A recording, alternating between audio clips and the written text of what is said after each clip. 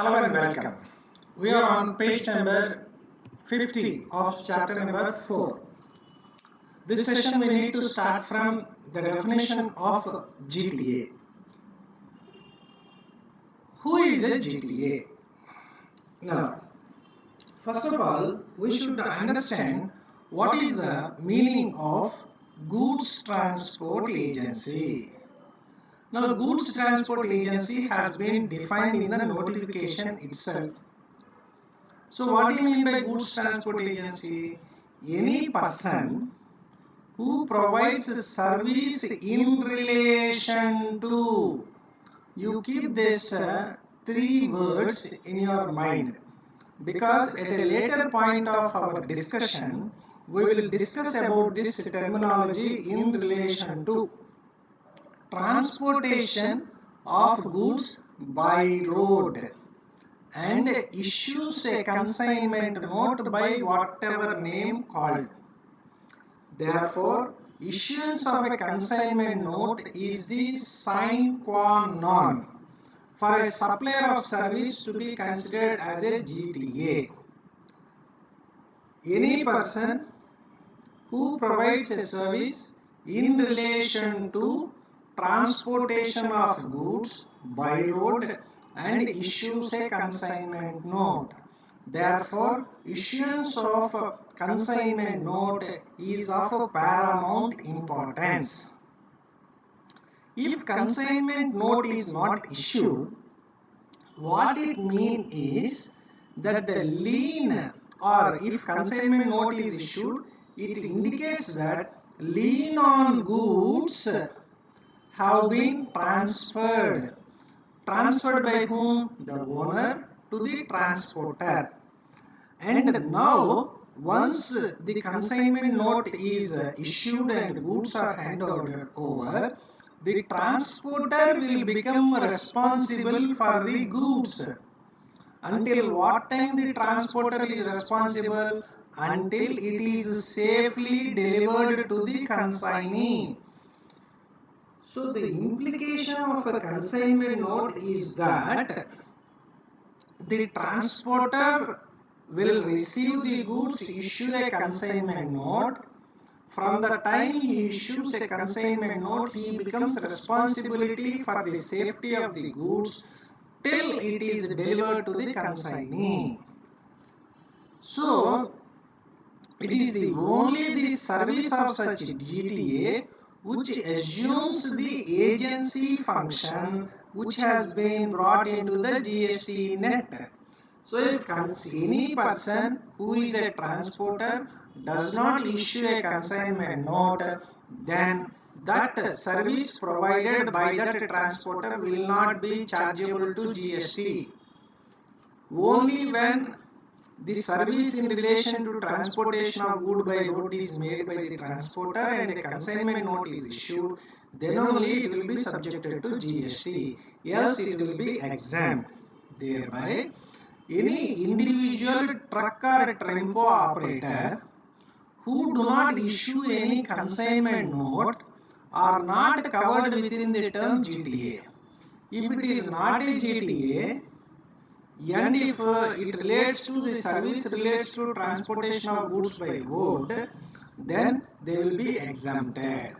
Only GTA is outside the purview of this exemption. So GTA is chargeable, other than GTA is exempt. Right? So the services provided by a transporter who do not issue a consignment note will be covered by the entry number 18 of the exemption. So transporter issuing consignment note taxable. Transporter issuing a consignment note is taxable. Transporter not issuing a consignment note is exempt by entry number 18 of the notification. Hari Prasad owns a truck and operates itself. So Hari Prasad is the owner of a truck, he operates the truck himself. He carries the goods booked for his truck without issuance of consignment note. Here consignment note is not issued. Thereby what will happen? The service provided by Hariprasad is exempt under entry number 18 of the notification. Now Nishant is also a owner of the truck. What Nishant has done? Nishant has rented the truck to Sindhu and Bansal Transport Agency, which is a goods transport agency. So Nishant is the owner of the truck. He is not running the truck on his own. What he has done? He has rented it to Sindhu and Bansal Transport Agency. Now Sindhu and Bansal Transport Agency is a goods transport agency. Means it is providing services in relation to transportation of goods by road and it is issuing consignment note. So Sindhu and Bansal became a GTA and the services provided by it is not exempt, is chargeable. Is not exempt, but it is chargeable. Then what about Nishant? Nishant gave the truck to Sindhu and Bansal Transport Agency. Now the Nishant will be receiving rent. The rent received by Nishant is exempt by way of entry number 22 of the notification. Hariprasad runs on his own, but he don't issue consignment note. He is covered by entry number 18. Nishant is owner of a truck. He rented it to Sindhu and Bansal. He receives rent. So Nishant, whatever Nishant receives by way of rent is also exempt, covered by entry number 22 of the notification. Sindhu and Bansal is a goods transport agency. Therefore, the services are not exempt, they are chargeable. Then what do you mean by consignment note? Consignment note is a document. Who issues the consignment note? GTA. When it will issue? On the receipt of goods. For what purpose it received the goods? For a transportation of goods by road. How will it transport? In a goods carriage. Now, this consignment note should be serially numbered. So what should be the contents of the consignment note? The consignment note should contain the name of the consignor, name of consignor, name of the consignee, registration number of the goods carriage, what are the details of the goods transported, what is the place of origin, what is the destination, what is the gross weight, what is the GSTN of the person who is liable to pay tax, whether it is consignor or consignee. Here, while we were dealing with the provisions relating to reverse charge in our previous chapter, one of our previous chapter, there with the help of an example, I have given the person or I have explained to you the person who is liable to pay GST in respect of transportation of goods by road, if it happens to be a GTA. So you have to, the consignment note should mention the GSTN of the person who is liable to pay tax on reverse charge. It may be consignor or consignee. So who will be liable? That person, the consignor or consignee who pays the freight charges is liable. So that person who is liable to pay freight charges is also liable for GST and reverse charge. His GST needs to be given if available. Other particulars as prescribed for a tax invoice. So here we have a note number 19. So meaning of GTA and consignment note elaborated in foregoing paragraphs is primarily based on CBIC GST flyer and CBSE GST flyer chapter number 38. Okay. Next. What is the significance of in relation to in the definition of GTA? Here I emphasized on the point in relation to transportation of goods. So now we will understand what is the significance of the term in relation to. Now, in relation to will extend the scope of GTA. So, in relation to signifies that it does not only include the actual transportation of goods, but also various intermediary and auxiliary services such as loading, unloading, packing, unpacking, transshipment, temporary warehousing, etc., which are provided in the course of transportation of goods by road. A GTA may not alone provide the service of transportation of the goods by road, but it will also at times provide certain intermediary and ancillary services.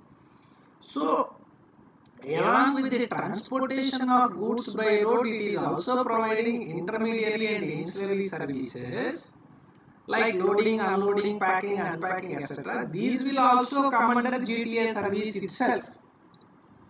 These will also come under GTA service itself, because these unloading, packing, unpacking, transshipment, etc. are not provided as an independent service, but they are ancillary to the principal service. Whenever you hear about the term principal service, then composite supply should strike you. Now, what is the composite supply here? Transportation means composite supply. We learned a definition: two or more taxable services are provided as a bundle, of which one will be the principal supply. Now here, transportation of goods by road, loading, unloading, packing, unpacking, transshipment, etc. are provided as a bundle. In that, the primary supply is transportation of goods by road. So what did the principles we learned in composite supply? We learned that all the bundle will be chargeable to tax at the rate at which the principal supply is chargeable. Right? Next. So if intermediary and ancillary supply is provided in relation to transportation of goods by road, and charges, if any, for services are included in the invoice by the GTA service, such service would form part of the GTA service and chargeable to tax at the rate at which the GTA service is chargeable, it being a composite supply. And it will, all those items will not be treated as separate supplies, but it will, they all bundle will be treated as a composite supply. If incidental services are provided as a separate service and charged separately, whether in the same invoice or separate invoice, they will be treated as a separate supplies. So if you are preparing one invoice and you are charging a single amount for all the services provided, then it becomes composite supply. This single amount will be chargeable at the rate at which GTA services are chargeable. But in the invoice, if I will do one thing, I will mention it here. If in the invoice you are stating point number 1, for goods transport it is 10,000, for packing it is 2,000, for loading and unloading it is 1,000. If you are mentioning like this, then it will not be treated as composite supply.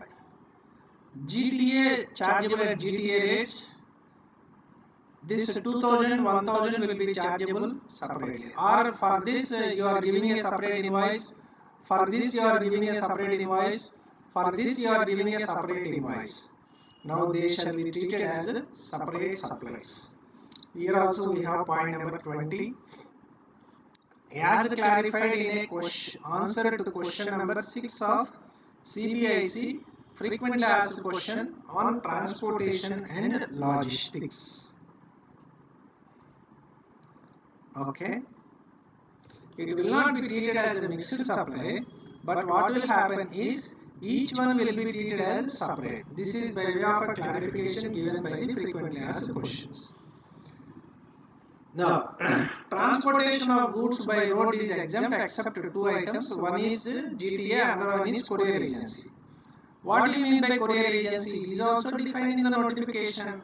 It means any person engaged in door-to-door transportation of time-sensitive documents, goods or articles, utilizing the services of a person either directly or indirectly to carry or accompany such document, goods or articles.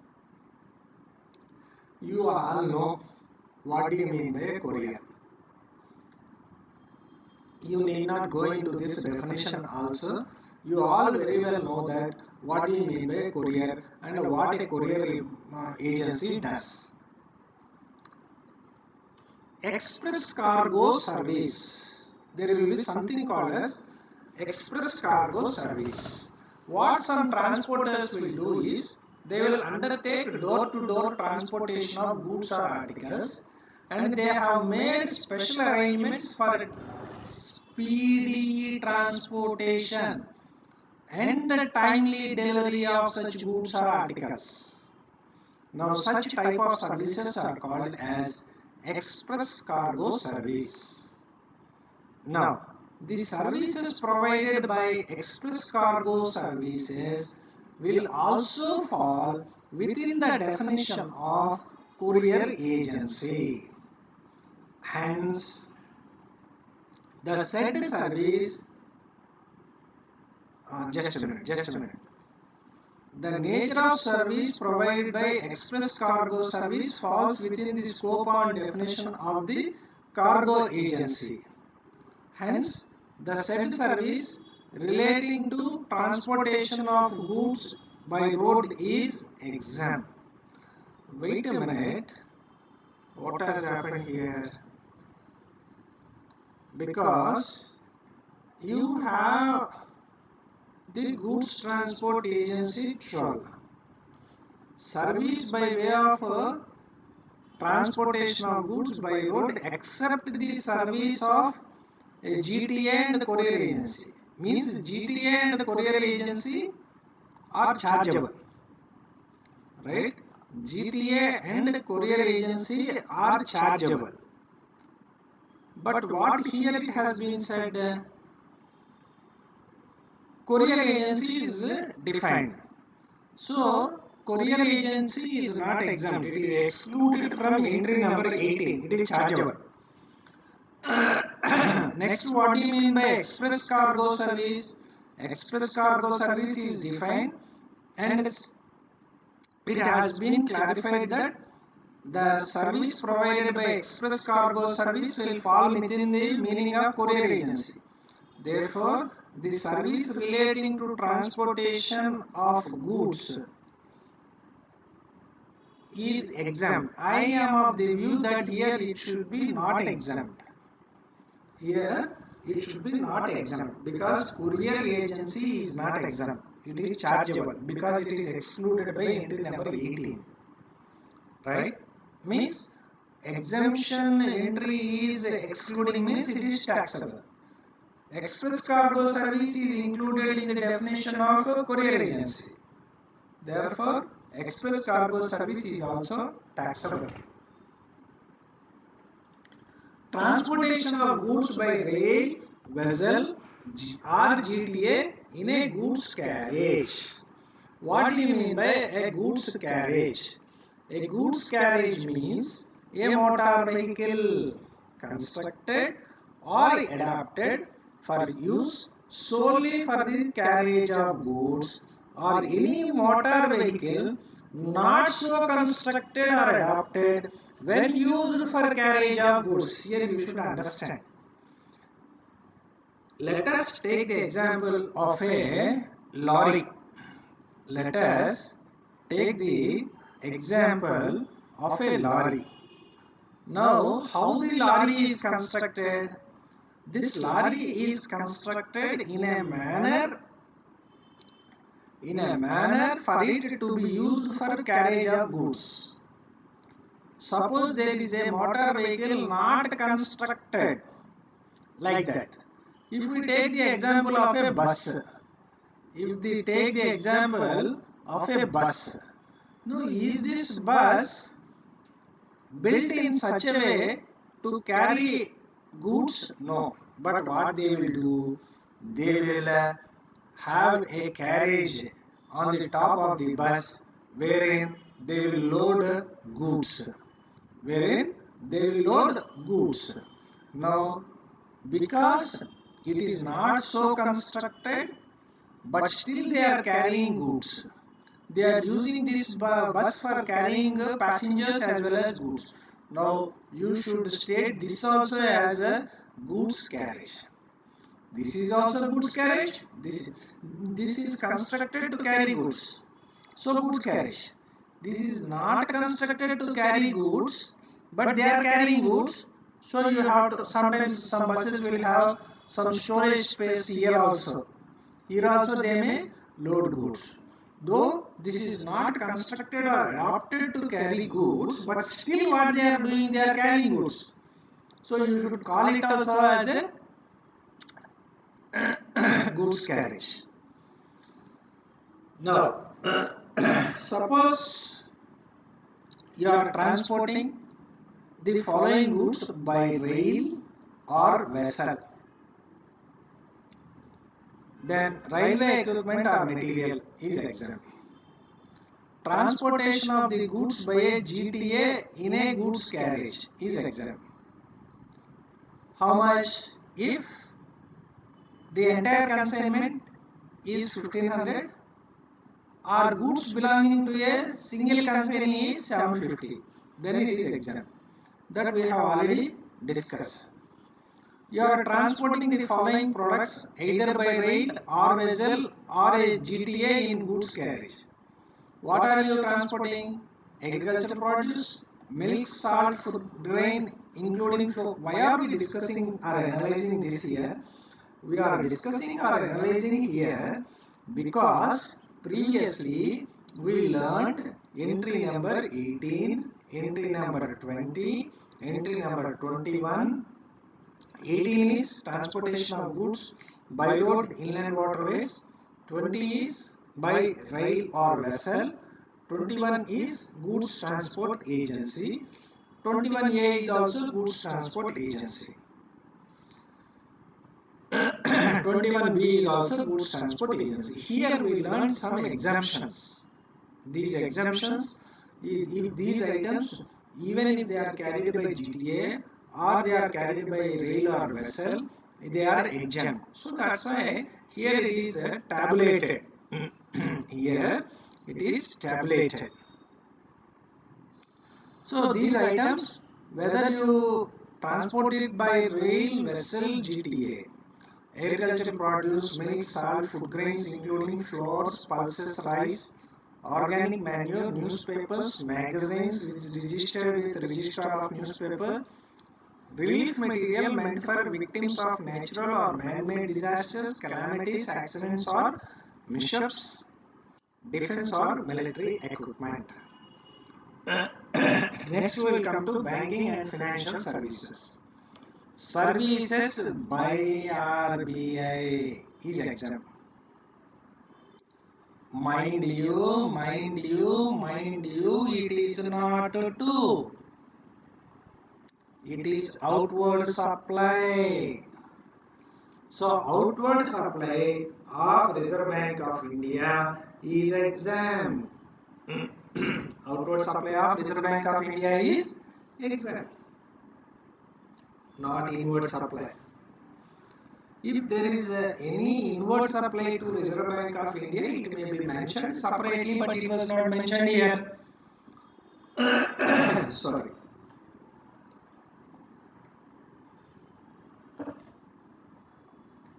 Extending deposits, loans or advances in so far as the consideration is represented by way of interest or discount other than credit card.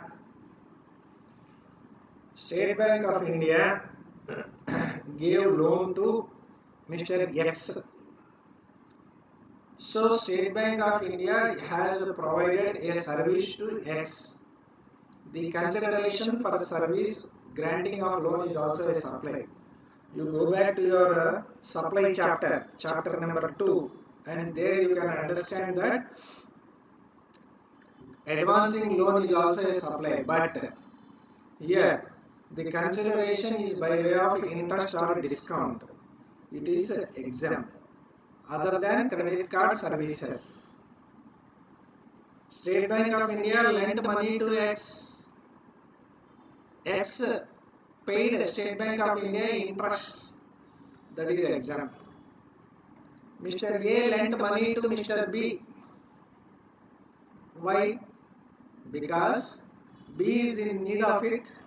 A has money. So A has lent to B who is in need of money, for which B will pay Mr. A interest. Is it a supply or not? It is a supply. But it will be exempted by virtue of entry number 27. Inter-se sale or purchase of foreign currency among banks or authorized dealers of foreign exchange or among banks and such dealers. Inter-se sale or purchase of foreign currency among banks. State Bank of India sold foreign currency to Canara Bank, for which certain consideration commission is charged. It is exempt. State Bank of India sold foreign exchange to an authorized foreign exchange dealer for a commission. Exempt. Right? One authorized dealer of foreign exchange sold foreign exchange to another authorized dealer of foreign exchange for commission. Exempt. Services by way of by a banking. By means outward supply. By means outward. To means inward. To basic savings bank deposits account holders under Pradhan Mantri Jan Dhan Yojana. Means if in that basic savings bank deposit account under Pradhan Mantri Jan Dhan Yojana, if the bank charges any account charges or something like that, then such charges collected from the customer is exempt from GST by virtue of entry number 27A of the exemption notification.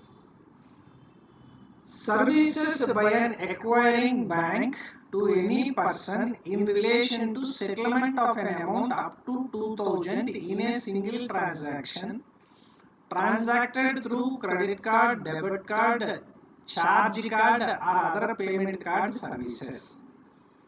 What do you mean by acquiring card or acquiring bank? Acquiring bank means any bank, financial institution including NBFC or any other person who makes the payment to person who accept such card. Okay, I went to a shop, purchased items worth 1500. I gave my debit card to the shopkeeper. He swiped my card and charged my card 1500 rupees. Now the shopkeeper will be paid money by a bank. Now here what will happen is, for this usage of this card, this shopkeeper will be charged some money. This shopkeeper will be charged some money. Okay, means in the form of commission. That commission is subjected to GST. But if the amount is of a single transaction and it does not exceed 2000, means up to 2000, and that to a single transaction, means suppose this card settlement is made by State Bank of India, right? Then what will happen? State Bank of India will charge money. But if the transaction, single transaction is up to only 2000, the GST commission will be charged by State Bank of India, but GST will be exempt. Services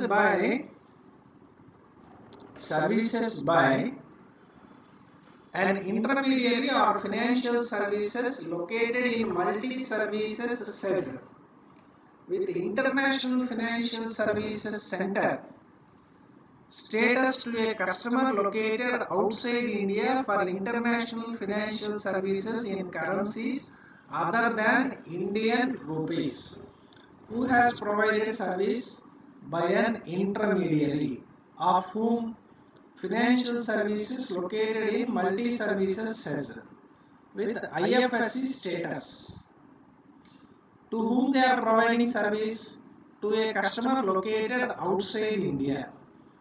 What is that service that has been provided? International financial service. In which currency they are providing? In currencies other than Indian rupees. Then the GST on the charges are exempt. Now, an intermediary of a financial services in IFSC has been defined. Who is that intermediary? Who is permitted or recognized by such Government of India or regulator appointed for regulation of IFSC? Who is treated as a person resident outside India under the former regulations? Who is registered under IRDA as IFSC Insurance Office? Or who is permitted as such Securities and Exchange Board of India under SEBI Guidelines 2015. So these are the entries. Of course, you can skip all these explanations, but here for banking and financial services, what are all the entries we have learned?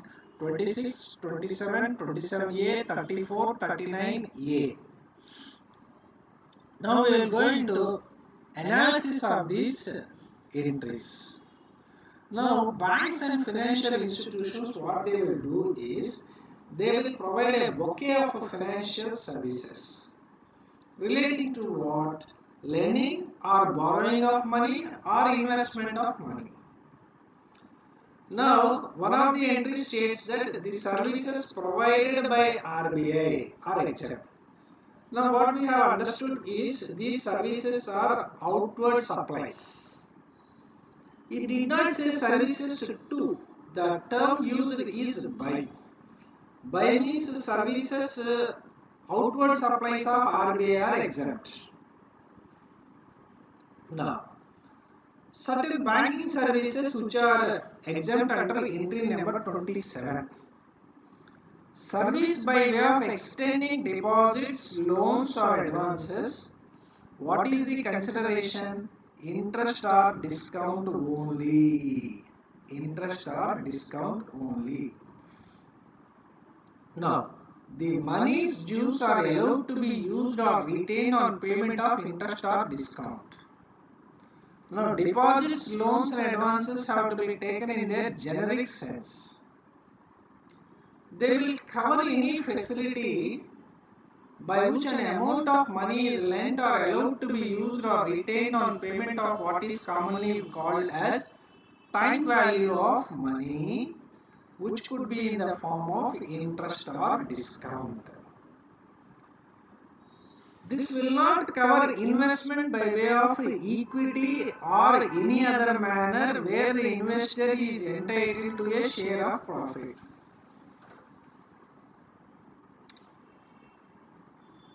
I am a person who went to State Bank of India and has taken a loan. I pay interest to State Bank of India. It is covered.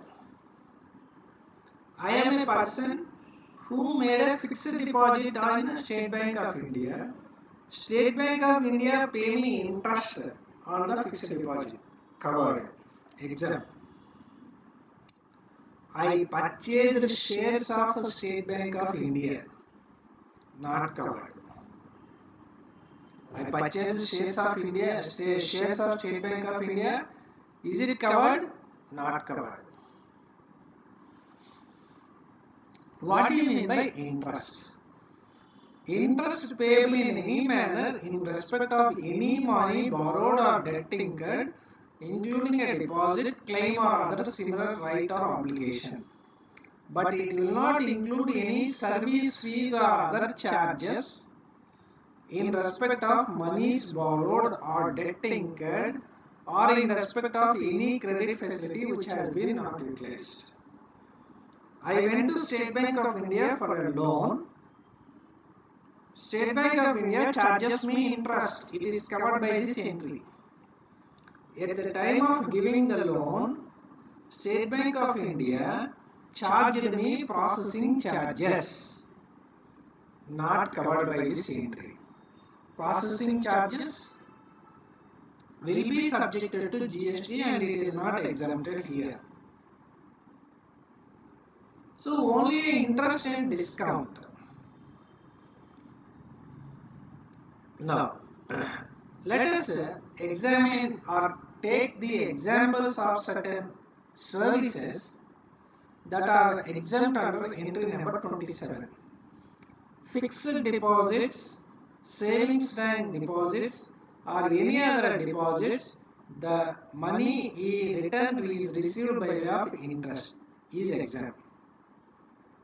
Loan or overdraft facility credit limit, the payment is of interest exempt.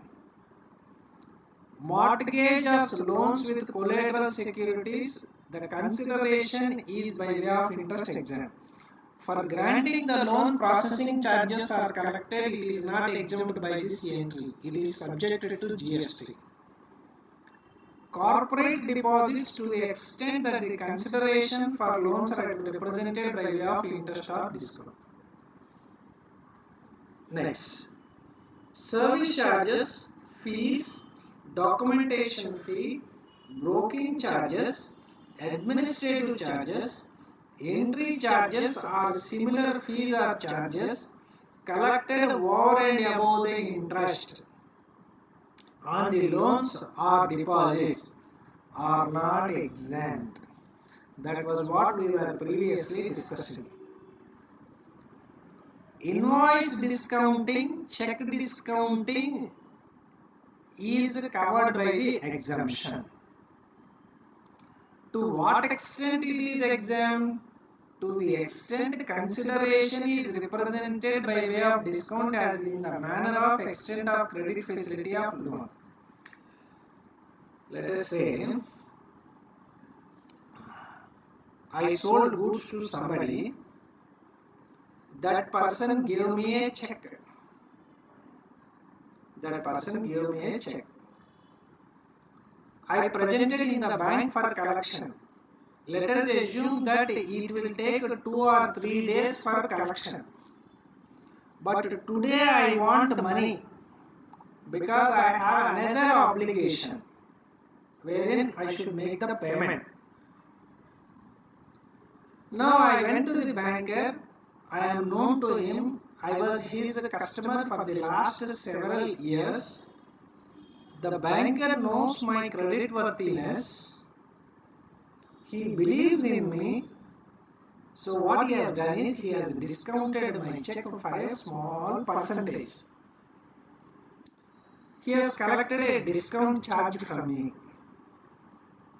Now let us say I deposited 10 lakhs check with him. It will take 3 days to collect and get credit in my account.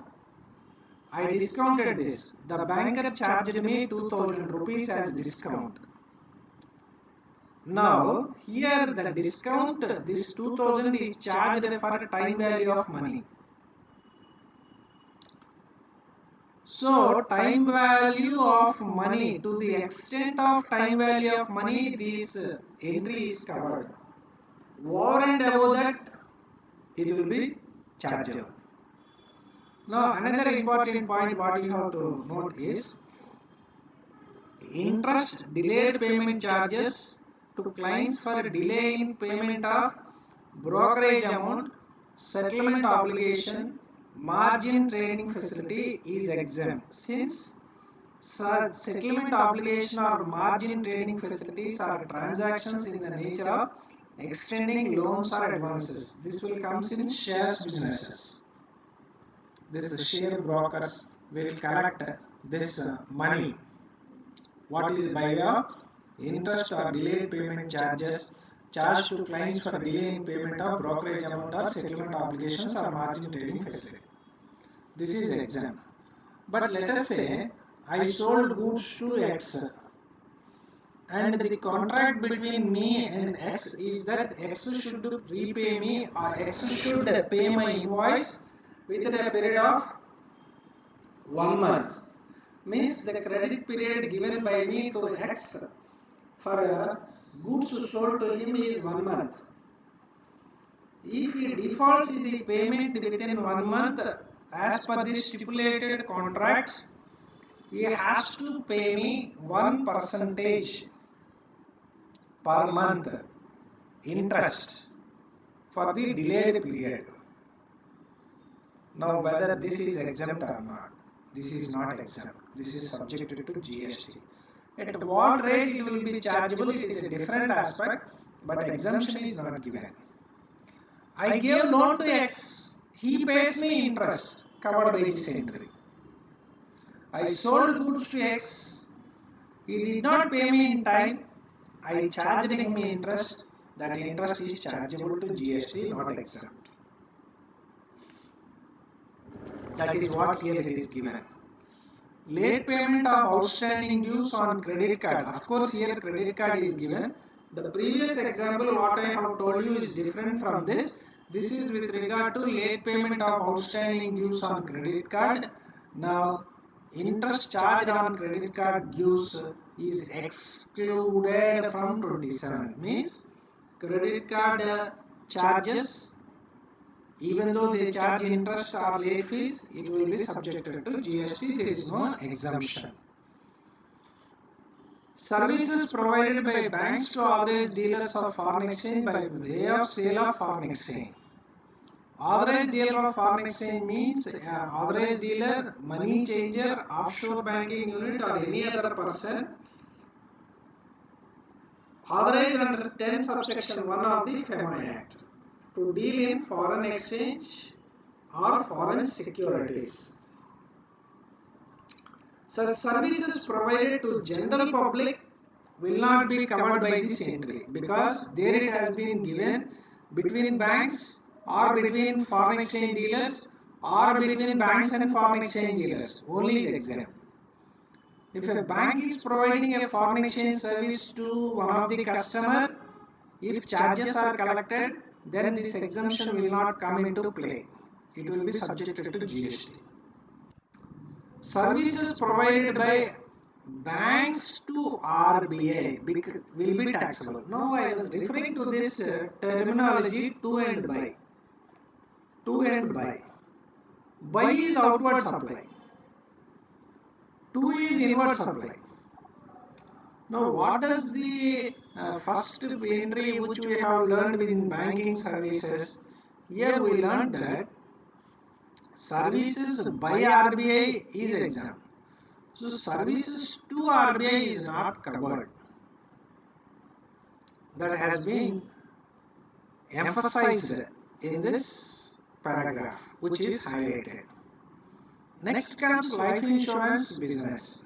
Friends, it is not that you have to buy heart each and every item. You should at least keep in mind what are all the entries in the notification. So if an examination question has been given, you should be able to recollect and say whether it is exempt or not. It is not that you have to write the entry number, but at least you should be able to recollect that such an entry exists in the notification, exemption notification for services. Service of life insurance business provided by way of an annuity under the National Pension System, regulated by Pension Fund Regulatory and Development Authority under the Pension Fund Regulatory and Development Authority Act 2013. Life insurance business provided by way of annuity. Life insurance business provided or agreed to be provided by Army, Naval, Air Force Group Insurance Funds to the members of Army, Naval, Air Force under the Group Insurance Scheme. Life insurance provided to Naval Group Insurance Fund to personnel of Coast Guard under the Group Insurance Scheme. Life insurance means generally what an insurance company do. An insurance company provides risk cover. This is a supply. So what the insurance company has done to the insured is a supply. What the insured person will do in return, he will pay premium on which GST is to be charged.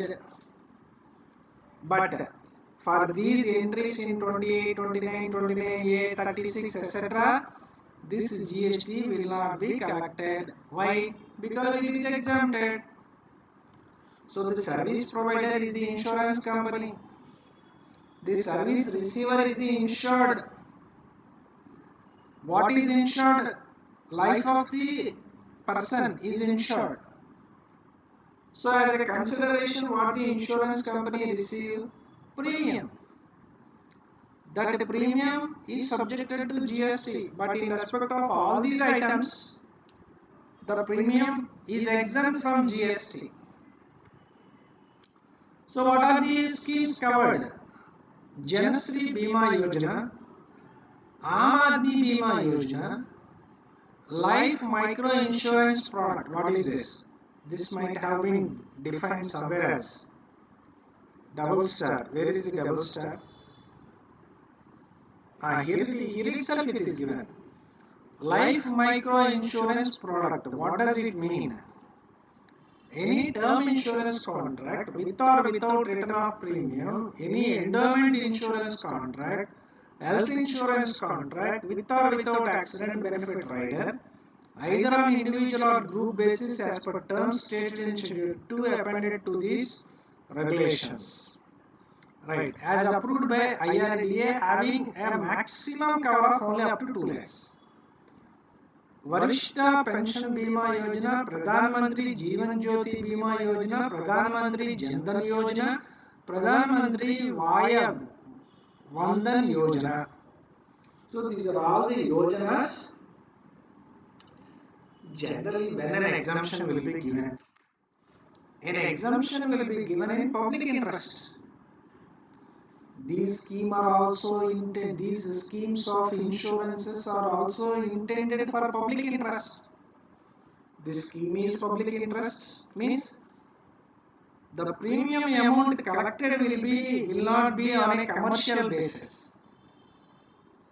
Comparatively, the premium amounts for these yojanas will be less. These yojanas by themselves are certain welfare measures. They will charge less premium, and if for that less premium also, if they add GST, it will become costly. So what they have done, this yojana itself is a beneficial welfare scheme. So why unnecessarily burden again with the GST? So GST is also exempted.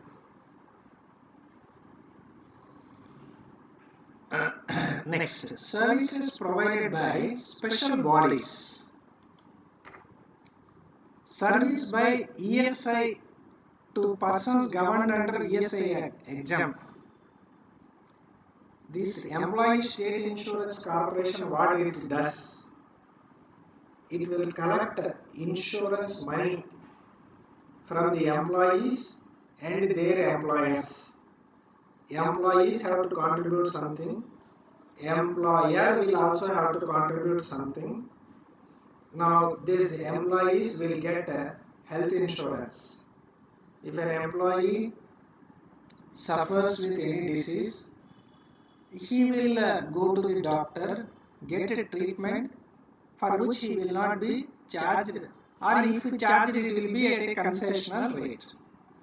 Now this employee and his employer will contribute money to the ESI. So that amount contributed, the service provider is ESI, the service receiver is the employee, premium is being collected or money is being collected, it is not subjected to GST. Services provided by EPF organization to its through the persons governed under the Act, Employees Provident Fund and Miscellaneous Provision Act. Services provided by Coal Mines Provident Fund organization to the persons governed by Coal Mine Provident Fund and Miscellaneous Provisions Act. Services provided by National Pensions, here you understand all the terms used are by. All the terms used are by. By means outward supplies. If anybody is providing or supplying service to these people or supplying goods to these people, at least under these entries exemption is not available. These entries are only in relation to outward supplies. Entry number 32. Services provided by IRDA to insurers under IRDA Act. Services provided by SEBI by way of protecting the interest of investors in securities and to promote the development and to regulate the security market. So the SEBI will be collecting fees from the market players. It is exempt. So here also outward supplies only, not inward supplies. Next, coming to general insurance business. Previously we have dealt with life insurance business. In entry number 28, 29, 29A, 36, then we dealt with some special bodies. Now we are going to general insurance business. General insurance business, the following schemes are exempt. There is a general insurance company. It is providing an insurance to a person. General insurance. You might all know about the difference between a life insurance and a general insurance. General insurance will be for health or goods, etc. Life insurance will be on life. The risk covered is in a life insurance is life. The insured pays the premium on the happening of an event or death of the person, or on the completion of the term of insurance, the money will be returned or money will be paid. Right? Of course, there will be different types of insurance, life insurance policies, like endowment policies or some other types of policies will be there, like term insurance or endowment insurance. Like that, there will be different types of policies. Now here what is happening? The insured will pay a premium. The insured will be paid a premium for which GST is chargeable. For which GST is chargeable. But in respect of these schemes, the GST is not chargeable because they are exempted.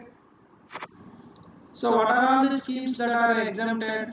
Hut insurance scheme, cattle insurance under Swarna Jayanti Gram Swarajgar Yojana,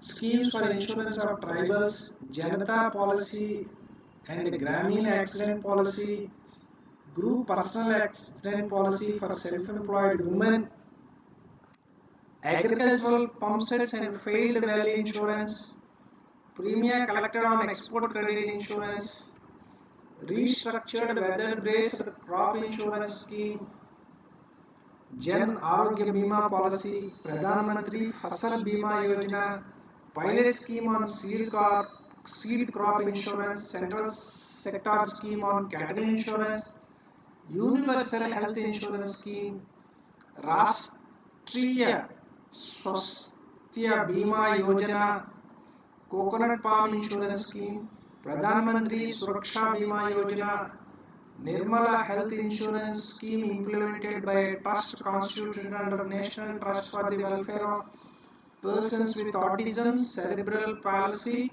Mental Retardation and Multiple Disabilities Act 1999. The name of the act itself has run into two lines. Services by way of reinsurance of insurance schemes specified in serial number 35 or 36. So in 35-36 certain schemes are mentioned, and if there is a reinsurance, where is 36? This is 35. Where is 36? 36 is here. 36 is some of the life insurance schemes. So as we have discussed in the previous 36 entry, the entries given in the sub-items given in the entry number 35 are also welfare schemes. So these general insurance schemes are welfare schemes. These welfare schemes, these insurance schemes are introduced for the purpose of welfare. Why again top it up with GST? GST exemptions will also be given for welfare or public interest. So for these schemes, GST is exempt. If reinsurance business is there in the serial number 35-36, that is also exempt. Next comes pension schemes. Service by way of collection of contribution under Atal Pension Yojana exempt. There is one person who is engaged in collecting the amounts under Atal Pension Yojana, for which he will be paid commission. It is exempt. Service by way of collection of contribution under pension scheme of the state governments. State governments has introduced a pension scheme. I joined in that pension scheme. I am busy at my office. Somebody is appointed, a banker is appointed to collect. I will pay it online through my bank account. My banker is the collection agent, for which the state government of Andhra Pradesh will pay some commission to that banker. It is exempt. Or a separate agency is set up who will collect the contributions on behalf of this scheme, for which they will be paid certain commission. That commission is exempt from, or commission or charges, whatever name you call, that is exempt from GST by virtue of the entry number 38. Friends, we will continue on next class.